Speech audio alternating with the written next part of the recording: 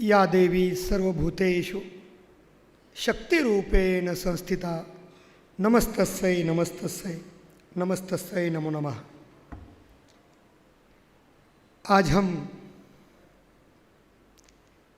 भारत को एक सूत्र में बांधने के जो अलग अलग प्रयास पूरे देश भर में हुए हैं, उन सब को पुनः एक बार स्मरण करने के लिए यहाँ एकत्रित हुए हैं।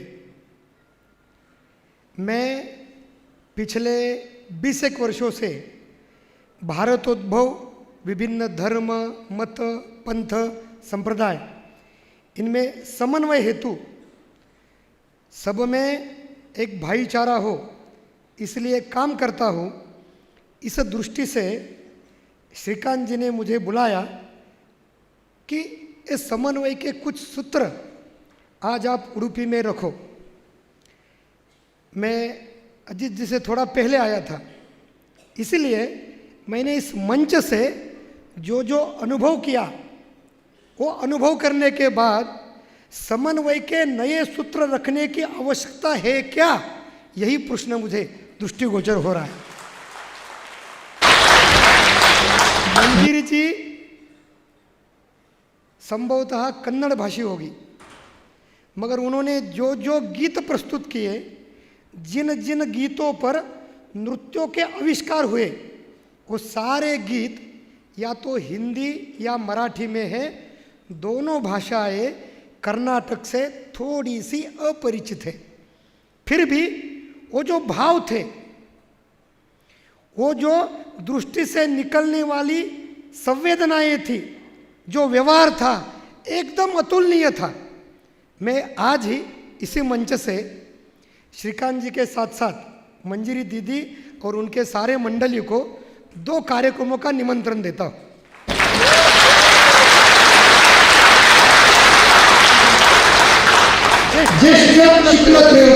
श्री राजाभिषेक शक 351 छत्रपति शिवाजी महाराज के राजाभिषेक का 350वां वर्धापन दिन दुर्ग दुर्गेश्वर रायगढ़ पर मनाने जाया जा रहा है। 5 जून 2024 से 20 जून 2024 तक 16 दिन 16 भाषाओं में 16 भाषाओं के अनुगामी दुर्ग दुर्गेश्वर रायगढ़ पर आकर माँ भारती का व्यवहार, अर्चना और आचरण करने वाले हैं। उसमें एक सूत्र कर्नाटक की ओर से इनके माध्यम से प्रस्तुत हो। ये एक मेरी इस कार्यक्रम का समापन 2025 में राजधानी दिल्ली में विज्ञान भवन में होने वाला है। महामहिम राष्ट्रपति जी की उपस्थिति में महामहिम राष्ट्रपति जी छत्रपति शिवाजी महाराज के राज्यारोहण का प्रसंग का अनुभव कराना चाहती है। वो किसी मराठी भाषी व्यक्ति के साथ में ना करे, कन्नड़ से आया हुआ ये दल छत्रपति शिवाजी महाराज, इससे बड़ा और कोई उपहार माँ भारती के चरणों में हम अर्पण नहीं कर सकते। आज तक हम कहते आए थे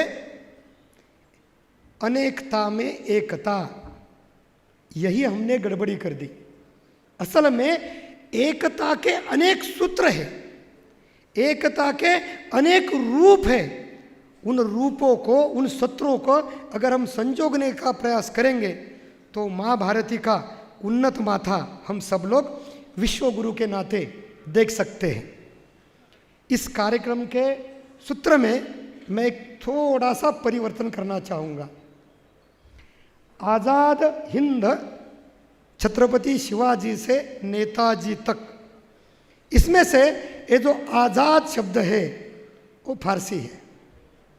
हमने जो लता दीदी के मूल आवाज़ में गाया हुआ गीत था, जो शहीद हुए हैं उनकी जरा याद करो कुर्बानी, शहीद कुर्बानी फारसी है। कौन है शहीद? अल्लाह ताला, उनका पैगंबर मोहम्मद और इस्लाम और इसके द्वारा सृजित जो कुरान है, उसकी रक्षा के लिए जो लड़ता है, लड़ते लड़ते वीर गति को प्राप्त होता है, वो शहीद है।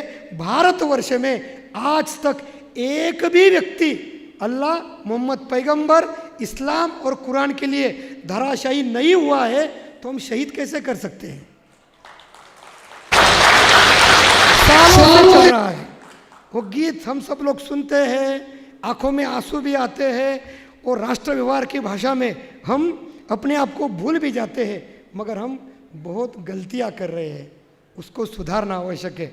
और दूसरा, कुर्बानी, जिसके लिए हम सब लोग यहाँ बैठे हुए हैं, ऐसा पूरा विश्व मानता है। कौन है कुर्बानी? हमारी इच्छा के अनुसार हमारे उन्नत भविष्य के लिए जिसको काटा जाएगा वो कुर्बानी का है, कुर्बानी का बकरा। तो हम सब लोग क्या कुर्बानी के बकरे हैं क्या? नहीं है। हम सब लोग माँ भारती के पुत्र हैं।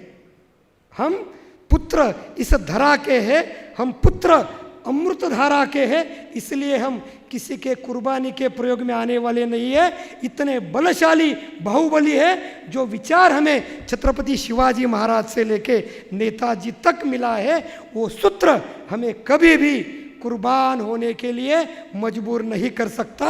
हम मरने के लिए नहीं, मारने के लिए जन्म ले चुके हैं।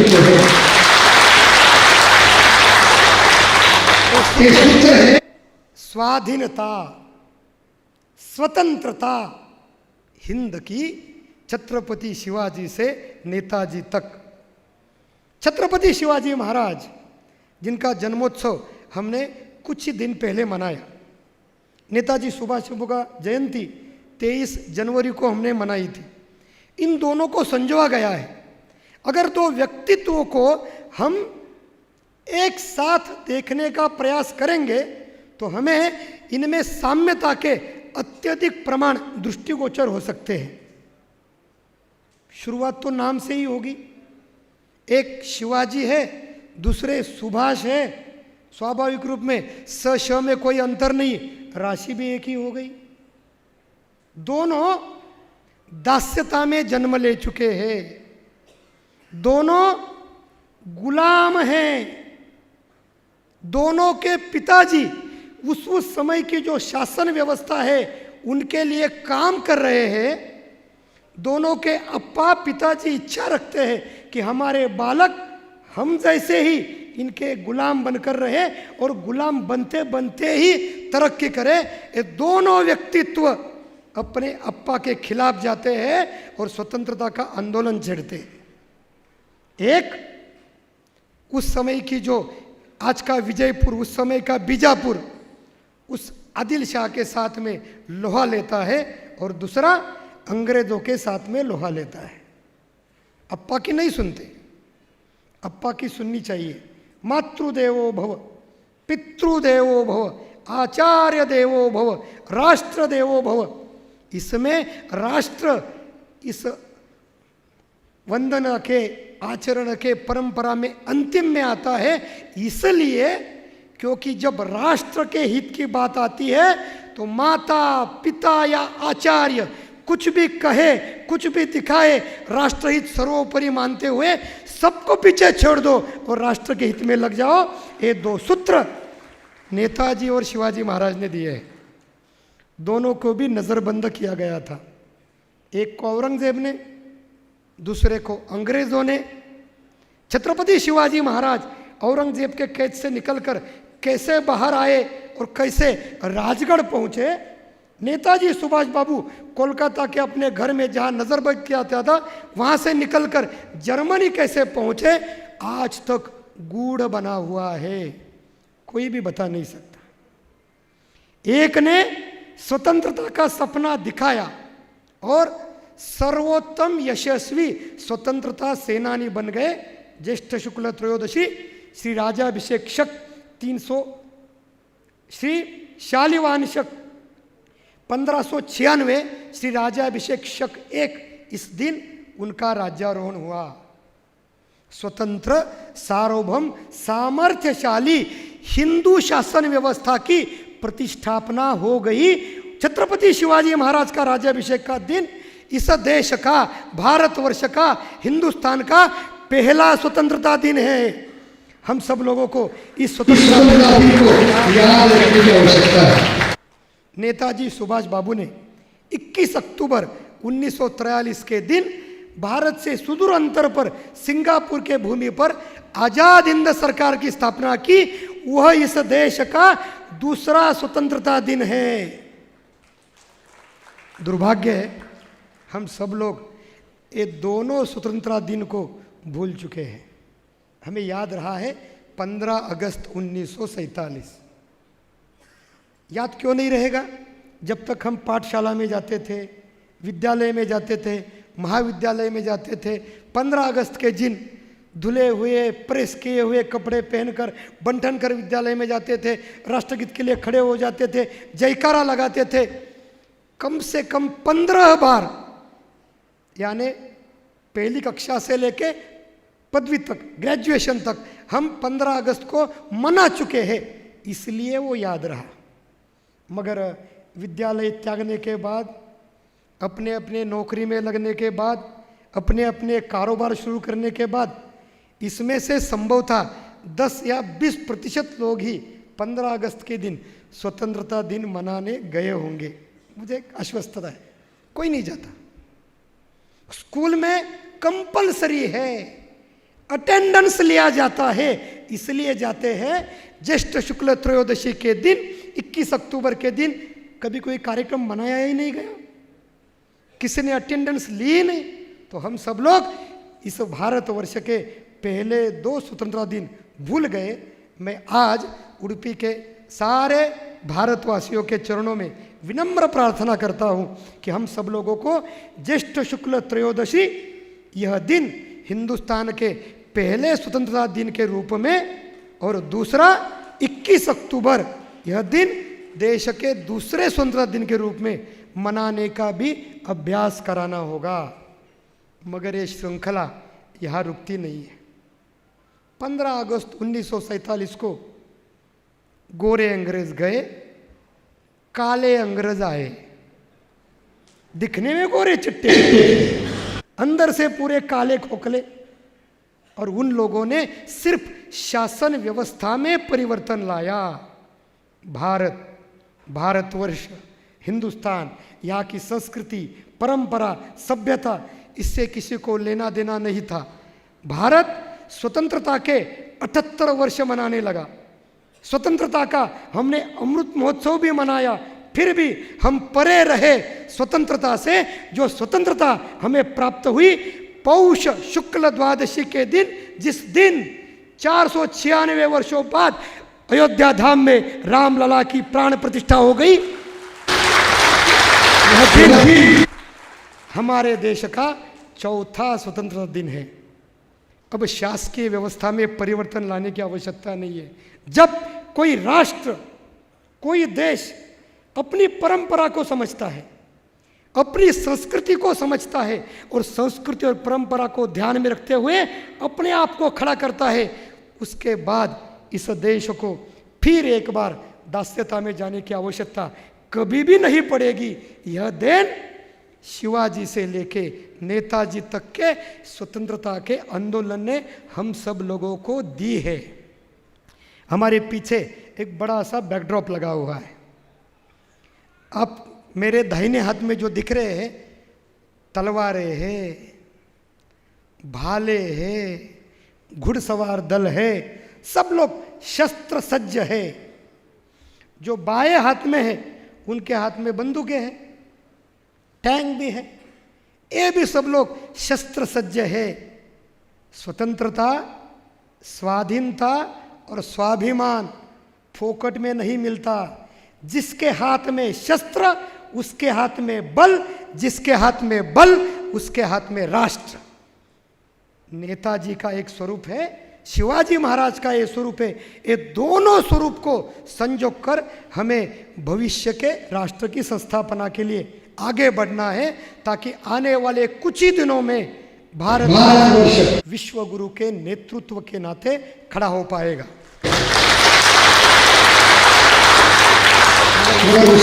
सिर्फ चिपड़ी यानी तालियां बनाने से कुछ नहीं होगा, परिवर्तन करना होगा। जो हमारे पुरखों ने कहा है, छत्रपति शिवाजी महाराज ने अपने राजाभिषेक के समय में 3 उद्घोषणाएं की थी। उन्होंने अपने व्यवहार में, स्वतंत्रता की व्यवस्था में उसको दृष्टिगोचर करवाया, सबके व्यवहार में लाया। हम स्वाधीनता का अमृत महोत्सव के बाद 78वें वर्ष में आए हैं। आप ही सोचिए, अब तक हमने कुछ परिवर्तन देखे हैं, कुछ पाए हैं, स्वीकार किए हैं? छत्रपति शिवाजी महाराज ने अपने राजाभिषेक के समय में, उस समय की जो प्रचलित भाषा थी, फारसी, अरबी, उर्दू, दक्खनी उर्दू, हिंदी, इन सबको ध्वस्त कर दिया। ये सारे शब्द हमारी संस्कृति और परंपरा को भ्रष्ट करते हैं। जैसे शहीद, कुर्बानी, आज़ादी, इन शब्दों को पूर्णतः मिटाने के लिए, पूर्णतः समाप्त करने के लिए हमारे ही भाषा के, हमारे ही व्यवहार के शब्दों की आवश्यकता है। छत्रपति शिवाजी महाराज ने अपने उस समय के कर्नाटक के राज्यपाल थे, रघुनाथ पंत हनुमंते, उनको अपने दायित्व से मुक्त कराया, रायगढ़ पर बिठाया और उनके माध्यम से ये सारे फारसी, अरबी, दक्खनी हिंदी सारे शब्द पूर्णतः समाप्त कर संस्कृत भाषा में जन्मे हुए 1380 नए शब्द भारतवर्षों को दिए। आज भारतवर्ष के प्रधानमंत्री स्वयं को कहते हैं भारत के पंत प्रधान। यह पंत प्रधान, यह शब्द छत्रपति शिवाजी महाराज की देन है। 1380 शब्दों के आधार पर राज व्यवहार कोश बना और छत्रपति शिवाजी महाराज ने अध्यादेश, जिसको आजकल हम अंग्रेजी में कहते हैं GR, गवर्नमेंट रिजोल्यूशन, समझने के लिए थोड़ा सरल रहता है, उस अध्यादेश निकाला और कहा आज से स्वराज का सारा व्यवहार अपनी भाषा में होगा। तो कुछ लोगों ने टांग अड़ाई। टांग अड़ाने वाले लोग तो बहुत सारे होते, अभी भी है, उस समय में थे। अरे भाई साहब, वो अपनी भाषा में पत्र भेजेंगे तो मुगल, अंग्रेज, फ्रांसीसी उसको कैसे समझ पाएंगे? हमें उनकी भाषा में ही पत्र लिखने की आवश्यकता है। संभवतः ये व्यक्ति पुणे का होगा। हमारे पुणे में बहुत ज्ञानी लोग हैं।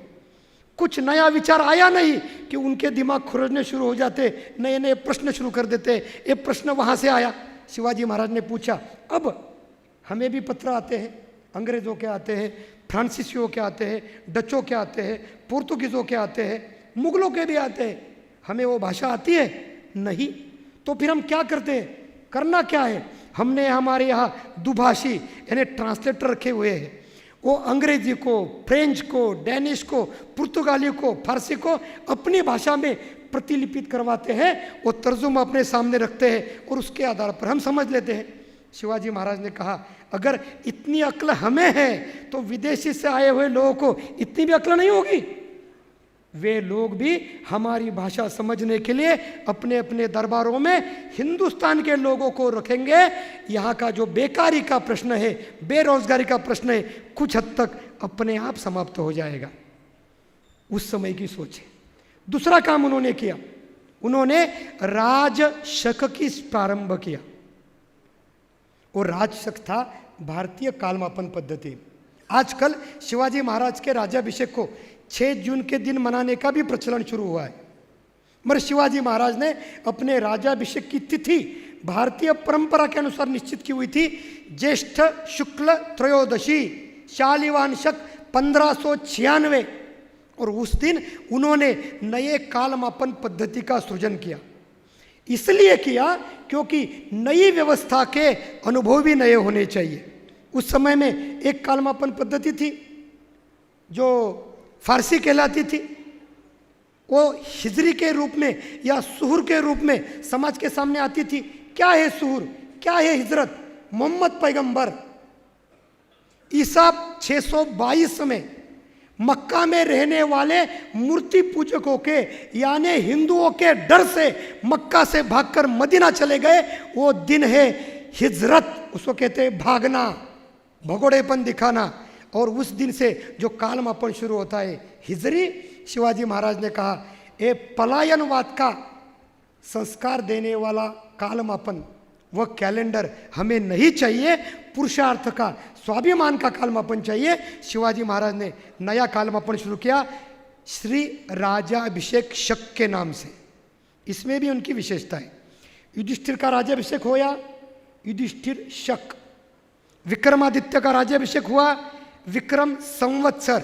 शालिवाहनों ने शकों के ऊपर विजय प्राप्त की। शालिवान शक हर एक व्यक्ति ने अपना अपने कुल का या फिर अपनी रचना का नाम दिया। छत्रपति शिवाजी महाराज ने प्रारंभ किए हुए नए शक को स्वयं का नाम न देते हुए स्वतंत्रता का, स्वाभिमान का जो दिन था, राजाभिषेक का दिन था, उसका नाम दिया है। मैं नहीं तू ही, यह भाव दिखाने वाले छत्रपति शिवाजी महाराज है। अभी भी हम इस कार्यक्रम को आज आयोजित कर चुके हैं। कौन से दिन किया?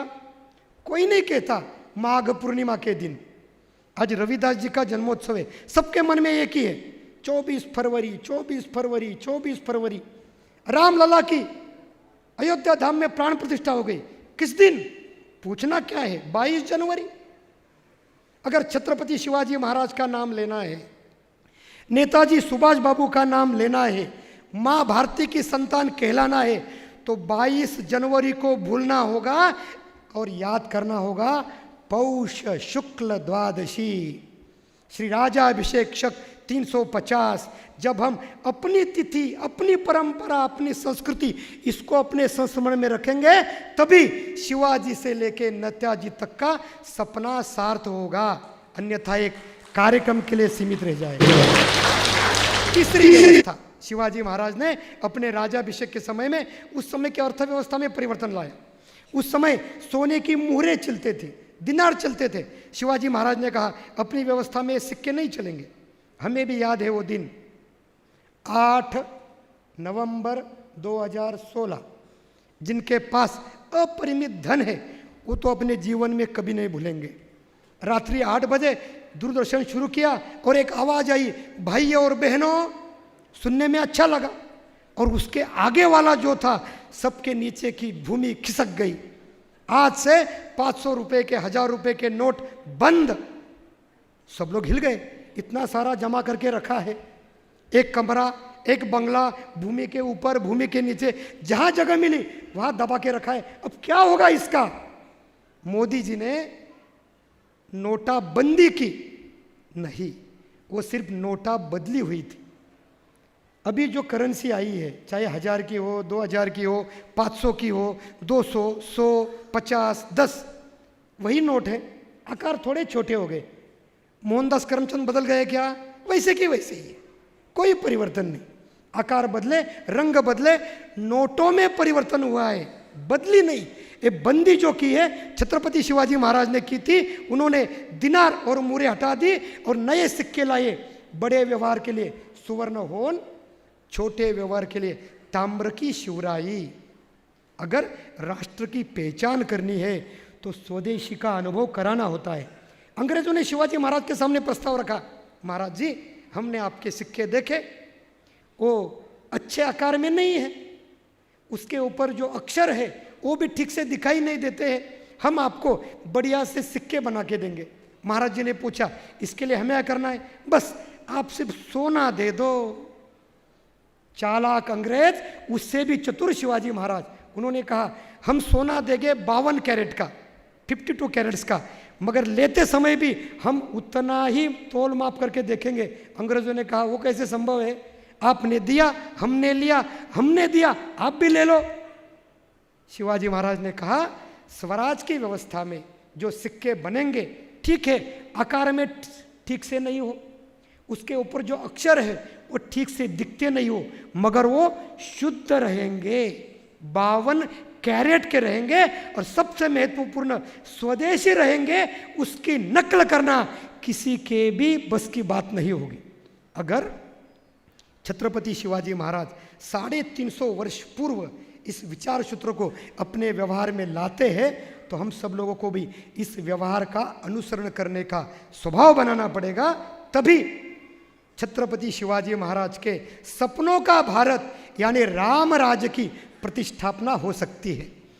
यह वर्ष छत्रपति शिवाजी महाराज के राज्याभिषेक का 350वां वर्ष है। इस दिन के नाते हम सब लोग प्रतिज्ञाबद्ध हो जाए, कटिबद्ध हो जाए, स्वधर्म, स्वराष्ट्र, स्वभाषा, स्वदेशी, स्वसंस्कृति, स्वकालमापन और स्वाभिमान, ये सप्त सूत्रियां लेके चलेंगे तो शिवाजी महाराज से लेके नेताजी तक जो स्वतंत्रता हम सब लोगों को प्राप्त हुई है, उस स्वतंत्रता को फिर एक बार मिटाने का प्रयास विश्व का कोई भी व्यक्तित्व, कोई भी राष्ट्र कर नहीं पाएगा। और ये राष्ट्र आने वाले कुछ ही दिनों में संपूर्ण विश्व का नेतृत्व करते हुए हम सब लोगों को दिखाई देगा। 496 वर्ष पूर्व किसी ने सोचा नहीं था रामलला की प्राण प्रतिष्ठा होगी। हम सब लोगों ने अनुभव किया है। हम सब लोगों की पीढ़ी भाग्यशाली है। इसी भाग्य को और अच्छी तरीके से बढ़ाते हैं, स्वयं को सिद्ध करते हैं, समाज को कटिबद्ध करवाते हैं और संपूर्ण राष्ट्र को एक ही आवाज में, एक ही सूत्र में बांधते हैं, भारत माता की। ऐसे तो बकरियां मिमियाती है। इस तरह से हम नारे लगाएंगे, पाकिस्तान छोड़िए, ये भाग्यनगर में रहने वाले नमूने हैं, वो भी हमसे डरेंगे नहीं। अगर उनको डराना है, नारा भी बुलंद, कर्तृत्व भी बुलंद, भारत माता की, भारत माता की, भारत माता की, छत्रपति श्री शिवाजी महाराज की, महाराणा प्रताप की, गुरु गोविंद सिंह जी की, सुभाष बाबू की, सभी हुतात्माओं की, सभी महापुरुषों की, मातरम मातरम मातरम मातरम मातरम मातरम।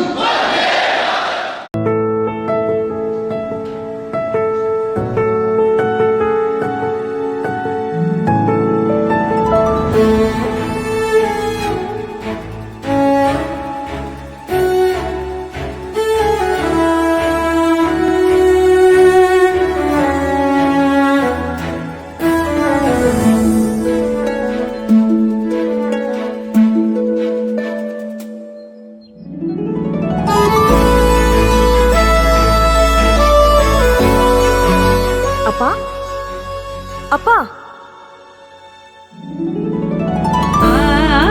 ಸಂತೋಷದ ರವಾನೆ ಪ್ರತಿ ಮನೆ ಮನಗಳಿಗೆ. GL ಆಚಾರ್ಯ ಜ್ಯುವೆಲರ್ಸ್. ನಿಖರ ಸುದ್ದಿ, ಸದಭಿರುಚಿಯ ಕಾರ್ಯಕ್ರಮ. ನೀವು ನೋಡ್ತಾ ಇದ್ದೀರಾ ಕಹಳೆ ನ್ಯೂಸ್, ಸಮಾಜದ ಜಾಗೃತಿಗಾಗಿ ವಸ್ತುನಿಷ್ಠ ವರದಿ.